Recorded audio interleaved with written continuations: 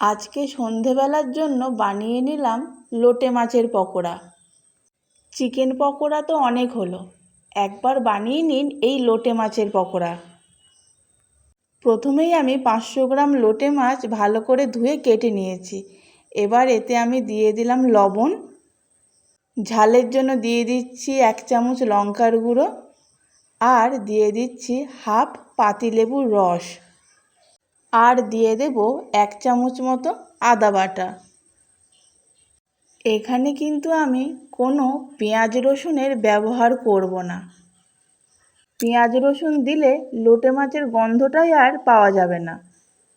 1 চামচ মতো সর্ষের তেল দিয়ে সব কিছু ভালো করে আমি মেখে নেব। খুব ভালো করে মশলার সাথে মাছ মেখে নেওয়ার পর আমি এটাকে আধ ঘন্টার জন্য রেখে দেব। এই যে আধ ঘন্টা রেখে দেওয়ার কারণ হলো লোটে মাছে নুন দেওয়ার জন্য এতে অনেকটা পরিমাণে জল বেরিয়েছে। এই জলটা যদি আমি আগে থেকে না বার করে রাখি তাহলে কিন্তু পকোড়া ভাজার টাইমে কড়াইতে অনেকটা জল বেরিয়ে যাবে। ম্যারিনেশনের পর আমি এর মধ্যে দিয়ে দেব 4 চামচ মতো ময়দা। আপনারা চাইলে 2 চামচ ময়দা আর 2 চামচ আটাও দিয়ে দিতে পারেন। আলতো হাতে মেখে নিয়ে আমি মাছের সাথে ময়দার একটা কোটিং করে নিচ্ছি। এবার ময়দাটা যাতে মাছের সাথে ভালোভাবে কোটিং হয় সেই জন্য আমি এর মধ্যে দিয়ে দিলাম একটা ডিম, আর ভালো গন্ধের জন্য দিয়ে দিলাম ধনেপাতা কুচি। সব কিছু একসাথে খুব ভালো করে আমি মেখে নিচ্ছি। এই যে ডিম দেওয়ার জন্য মাছের সাথে কিন্তু ময়দাটা খুব ভালোভাবে কোটিং হবে।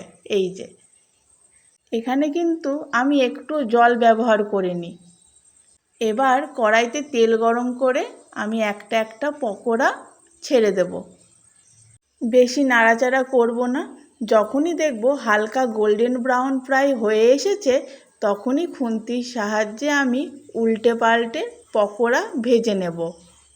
মিডিয়াম ফ্লেমে 10 থেকে 15 মিনিট পরেই দেখবেন পকোড়ার খুব সুন্দর একটা গোল্ডেন কালার চলে এসছে। এই যে তখনই বুঝে যাবেন যে এই পকোড়া কিন্তু খাওয়ার জন্য তৈরি। ব্যাস, তবে আর দেরি না করে গরম গরম লোটে মাছের পকোড়া কড়াই থেকে নামিয়ে নিয়েই চটজলদি সন্ধেবেলা চায়ের সাথে খেয়ে নেব।